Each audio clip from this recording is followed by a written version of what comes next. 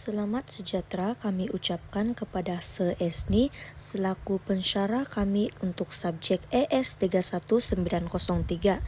Ini merupakan tajuk esei kumpulan kami, yaitu Populisme di Amerika Latin telah memberi kesan yang besar terhadap landscape politik, ekonomi, dan sosial di rantau ini.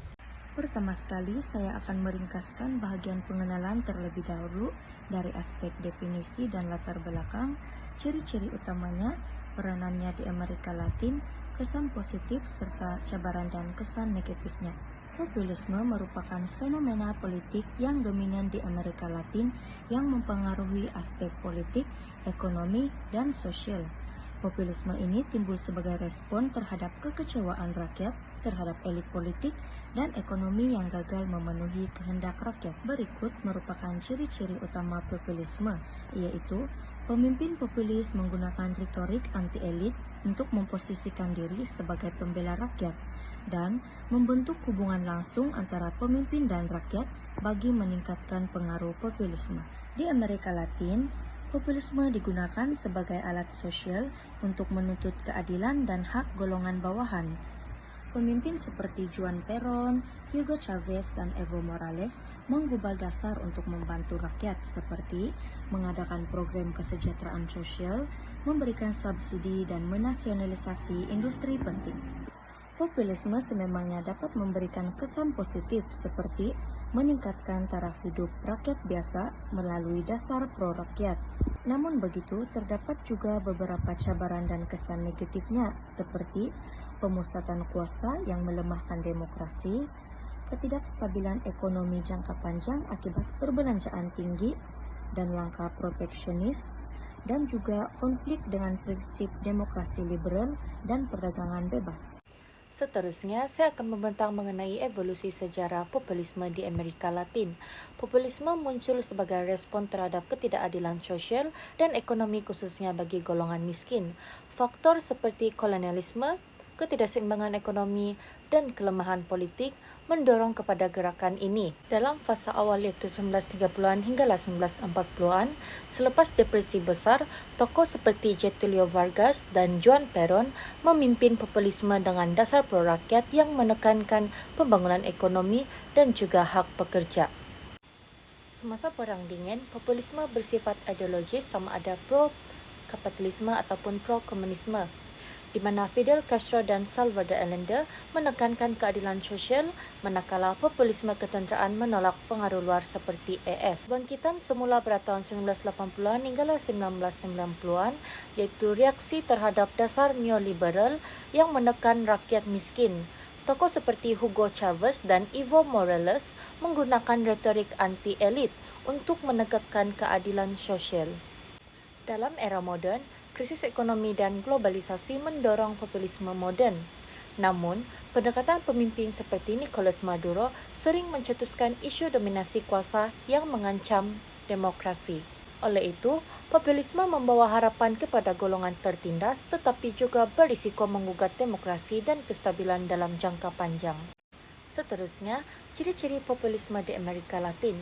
Ciri yang pertama yaitu retorik anti-elit. Pemimpin populis memanfaatkan naratif rakyat biasa versus elit untuk mengkritik golongan kaya dan institusi yang mengabaikan rakyat. Misalnya, Hugo Chavez memupuk solidariti rakyat melalui pendekatan ini. Ciri yang kedua yaitu keutamaan rakyat. Dasar populisme memfokuskan kepada keperluan golongan miskin seperti pelindungan hak pekerja dan juga peningkatan taraf hidup. Sebagai contoh, Juan Perón di Argentina memperkenalkan pelbagai dasar seperti undang-undang buruh untuk melindungi hak pekerja, subsidi kepada golongan miskin, dan pelaburan dalam pembangunan infrastruktur untuk manfaat rakyat. Ciri yang ketiga yaitu sentimen nasionalisme. Ia menekankan kedaulatan negara dan juga kebanggaan kebangsaan.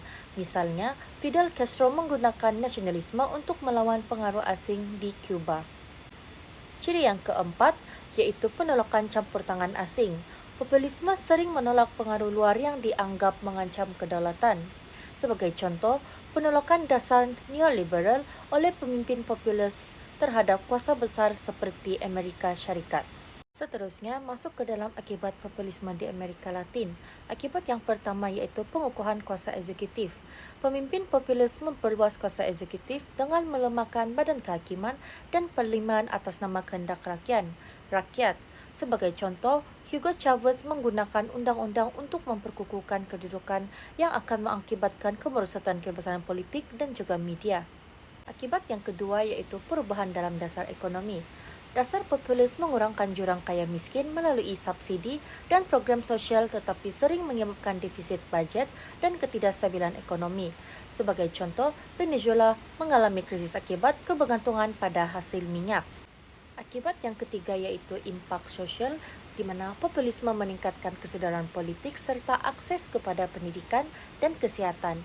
Tetapi, retorik kami versus mereka memperburukkan ketegangan sosial. Misalnya, Bolivia menghadapi perpecahan etnik yang ketara.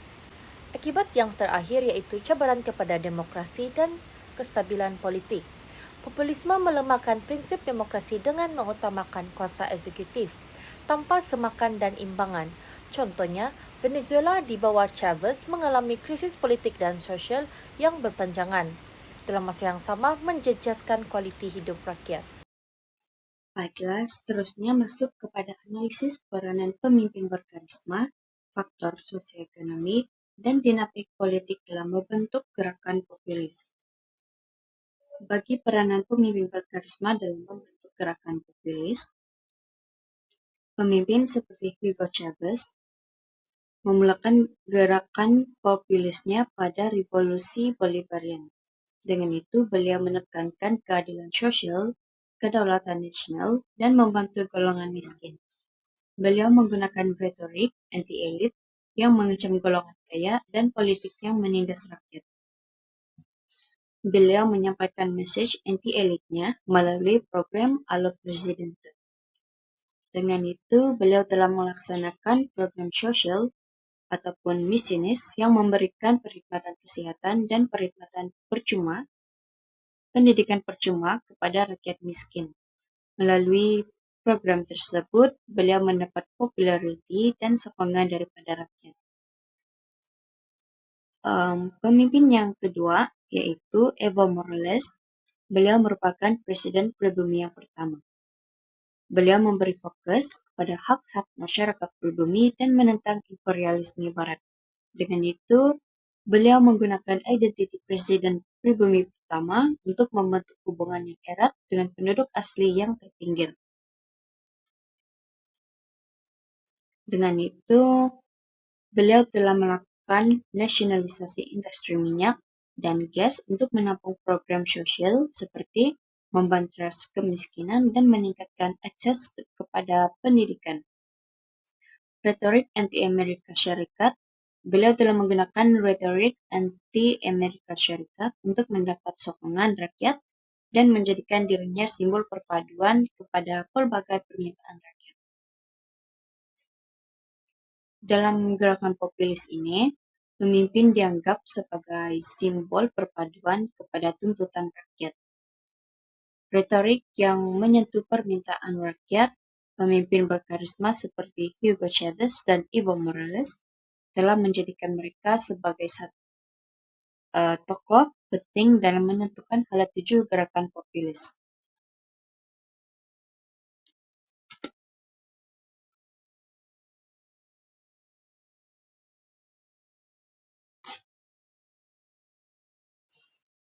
Masuk kepada faktor sosioekonomi. Terdapat beberapa faktor sosioekonomi, antaranya ialah pengangguran yang tinggi, kurang akses terhadap pendidikan, kurang akses terhadap kesehatan, jurang pendapatan, kemiskinan, dan kegagalan dasar neoliberalisme. Faktor-faktor ini menunjukkan keadaan sosioekonomi yang teruk menyebabkan rakyat terpaksa mencari alternatif status quo. Populisme adalah jalan keluar yang menjadikan perubahan segera.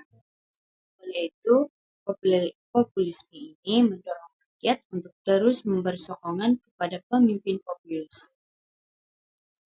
Oleh itu, pemimpin populis menggunakan naratif anti-elit untuk meletakkan diri mereka sebagai pembela golongan yang ditindas. Contohnya seperti pemimpin Hugo Chavez dan Evo Morales yang menekankan kepentingan dan keadilan masyarakat dari aspek sosial dan ekonomi. Selain itu, terdapat juga dinamika politik yang membentuk gerakan populis. Yang pertama, kelemahan institusi demokrasi dan rasuah sistematik yang berlaku di Brazil menyebabkan rakyat kurangnya kepercayaan terhadap institusi politik tradisional. Ketidakpercayaan rakyat ini memberi peluang kepada pemimpin populis untuk menjadikan mereka sebagai jalan alternatif yang efektif dan dekat dengan rakyat. Salah satu contoh kes rasuah ialah Operation Car Wash.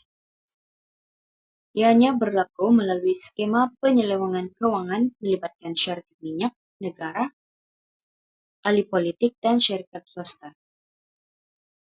Rasuah ini berlaku dengan cara memberi kontrak kepada syarikat sebagai rasuah kepada ahli politik dan pegawai kerajaan. Keadaan ini telah mendorong Jair Bolsonaro untuk membasmi rasuah. Beliau menggunakan slogan Brazil above everything, God above everyone. Dengan itu, beliau dilihat sebagai pemimpin yang berpatriotik dan berintegriti. Dinamik politik yang kedua ialah gagal menangani ketidakstabilan ekonomi dan ketidaksamaan sosial yang berlaku di Argentina. Keadaan ini menyebabkan rakyat tidak percaya terhadap parti politik tradisional. Pemimpin seperti Juan Perón memanfaatkan ketidakpercayaan rakyat terhadap parti politik tradisional seperti Union Cívica Radical dan Partido Demócrata Nacional melalui ideologi yang dikenali sebagai Peronisme dan retorik anti-elit. Beliau telah memperkenalkan dasar-dasar ekonomi pro-rakyat seperti peningkatan gaji pekerja, hak buruh yang lebih baik, dan program kebajikan sosial. Beliau menggunakan media dan komunikasi sebagai strategi untuk memberi ucapan penuh janji. Kaedah beliau ini telah membina hubungan dengan kelas pekerja. Oleh itu, ideologi Peronisme telah melambangkan perjuangan menegakkan keadilan sosial dan ekonomi di Argentina. Seterusnya saya akan membincangkan tentang kajian kes negara dan pemimpin Amerika Latin untuk analisis. Yang pertama kita ada Venezuela iaitu Hugo Chavez. Kedua kita ada Argentina, Juan Domingo Perón, dan akhir sekali Bolivia, Evo Morales. So kita beralih pada yang pertama, Venezuela, iaitu pemimpinnya Hugo Chavez. Chavez menggunakan polisi populis iaitu melancarkan revolusi Bolivarian dengan penganggihan kekayaan minyak, nasionalisasi, subsidi besar dan retorik anti-establishment untuk menarik sokongan golongan miskin tetapi ditentang oleh golongan-golongan ini ataupun golongan-golongan kaya di negaranya. Terdapat 3 impak iaitu impak politik, impak ekonomi dan impak sosial. Daripada polisi populis ini, impak politiknya ialah kuasa presiden diperluaskan melalui perubahan perlembagaan mencetuskan ketegangan politik dan ketidakstabilan selepas kematian Chavez. Yang kedua, impak ekonomi kebergantungan kepada hasil minyak menyebabkan inflasi, krisis mata wang dan kekurangan barangan asas apabila harga minyak jatuh. Dan sekali impak sosial, program sosial meningkatkan taraf hidup golongan miskin tetapi kebergantungan pada subsidi kerajaan menimbulkan krisis sosial jangka panjang. Seterusnya, Argentina dan pemimpin negaranya adalah Juan Domingo Perón. Perón menggunakan polisi populis iaitu memperkenalkan Peronisme untuk gabungkan kebajikan sosial, kapitalisme dan sosialisme disokong pekerja tanpa ditentang elit, iaitu golongan-golongan kaya di negaranya turut sama menyokong polisi populis beliau. Sama juga terdapat 3 impak politik dari Perón ialah Peron gunakan kuasa otoritarian untuk kawal media dan sekat kebebasan politik. Impak ekonominya pula, awalnya ekonomi berkembang tapi subsidi besar dan inflasi melemahkan impak polisi populis. Impak sosial, program sosial bantu pekerja dan wanita tapi beban kewangan timbul. Akhir sekali kita mempunyai negara Bolivia yang dipimpin oleh Evo Morales. Morales menggunakan polisi populis seperti menasionalisasikan gas dan minyak dan memfokuskan kepada masyarakat pribumi dan miskin. Disokong oleh pribumi tapi ditentang elit. Seperti Venezuela, polisi populis Morales ini ditentang oleh golongan-golongan kaya ataupun mahebat di negaranya.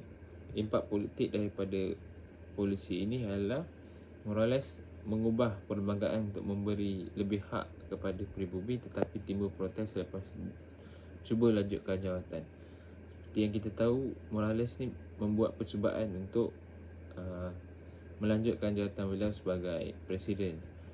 Kemudian impak ekonomi, nasionalisasi memberi manfaat sementara, tetapi kebergantungan pada minyak dan gas timbulkan ketidakseimbangan dan ketidakstabilan. Seperti mana-mana negara, kebergantungan terhadap gas dan minyak sahaja tidak boleh, sebab kita perlu memberi keseimbangan kepada negara kita. Dan sekali impak sosial, program sosial membantu masyarakat pribumi dan miskin, tapi kebergantungannya pada subsidi kerajaan mencetuskan konflik dengan elit. Seperti yang kita tahu, golongan-golongan kaya ini membayar cukai yang banyak kan. So bila banyak program sosial membantu pribumi dan miskin, jadi mereka membantah benda-benda seperti ini kerana semua tu duit mereka yang membayar. Itu sahaja. Bahagian yang seterusnya pula adalah berkaitan dengan faktor populisme.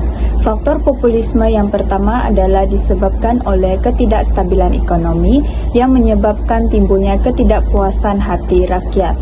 Krisis seperti pengangguran telah menyebabkan rakyat tidak berpuas hati dan pemimpin-pemimpin populis telah mengambil peluang ini dengan menawarkan penyelesaian yang segera, dan hal ini telah menarik perhatian ramai rakyat. Faktor yang kedua pula adalah kejatuhan parti politik tradisional. Kejatuhan parti politik tradisional ini adalah disebabkan oleh banyaknya ahli-ahli politik yang terlibat dalam rasuah dan juga mempunyai tadbir urus yang lemah, dan perkara ini telah membuka ruang kepada pemimpin-pemimpin populis yang dianggap lebih memahami kehendak rakyat. Seterusnya adalah sokongan golongan kelas pekerja dan masyarakat terpinggir. Golongan-golongan ini melihat populisme sebagai sebuah alternatif kerana pemimpin populis sering menekankan keadilan sosial dan juga memperjuangkan hak-hak golongan bawahan. Beralih pula kepada bahagian yang seterusnya, iaitu berkaitan dengan perkembangan populisme kontemporari. Perkara yang pertama adalah berkaitan dengan peralihan dari populisme kanan dari negara-negara seperti Brazil dan juga Argentina. Terdapat beberapa perubahan dalam dinamik politik di mana populisme kanan mula kehilangan momentum, dan hal ini telah membuka ruang untuk pendekatan populisme yang lain. Seterusnya, populisme kanan kini menekankan kepada isu-isu seperti isu nasionalisme dan juga immigration.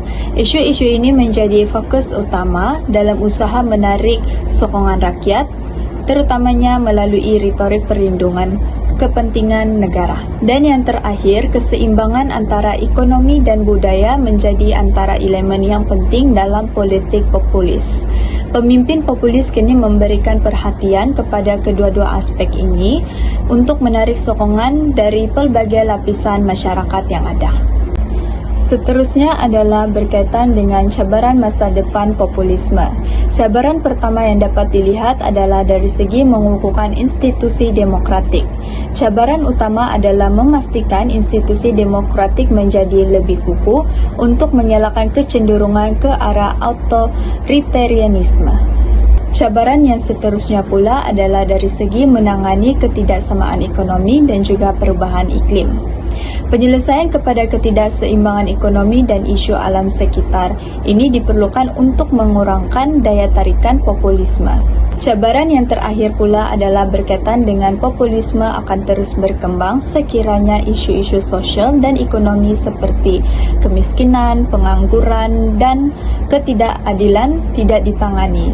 Populisme akan terus menjadi pilihan rakyat sekiranya semua perkara-perkara ini terus-menerus berlanjutan. Baiklah, untuk bahagian kesimpulan, kita dapat lihat bahwa populisme di Amerika Latin memberikan kesan yang signifikan terhadap berbagai aspek. Dari segi politik, populisme sering digunakan untuk mendapatkan sokongan rakyat, biasanya melalui retorik anti-elit. Sebagai contoh, Hugo Chavez di Venezuela memusatkan kuasa demi memperjuangkan hak rakyat. Tetapi pendekatan ini turut melemahkan institusi demokrasi dan membawa kepada pemerintahan authoritarian. Manakala daripada sudut ekonomi pula, dasar populisme seperti pemberian subsidi besar-besaran awalnya membantu rakyat, tetapi ia tidak mampan. Contohnya di Venezuela, kegagalan mendiversifikasikan ekonomi ketika bergantung kepada hasil minyak akhirnya membawa kepada krisis ekonomi besar. Manakala dari aspek sosial, populisme sering memberikan perhatian kepada golongan yang terpinggir seperti di Bolivia di bawah Evo Morales, namun tumpuan yang berlebihan kepada satu aspek ataupun satu kumpulan juga boleh mencetuskan polarisasi masyarakat. Jadi, kesimpulannya, populisme di Amerika Latin berjaya membawa perubahan besar, tetapi cabaran utama adalah memastikan perubahan ini berkesan tanpa mengorbankan kestabilan politik, ekonomi, sosial dalam jangka yang panjang.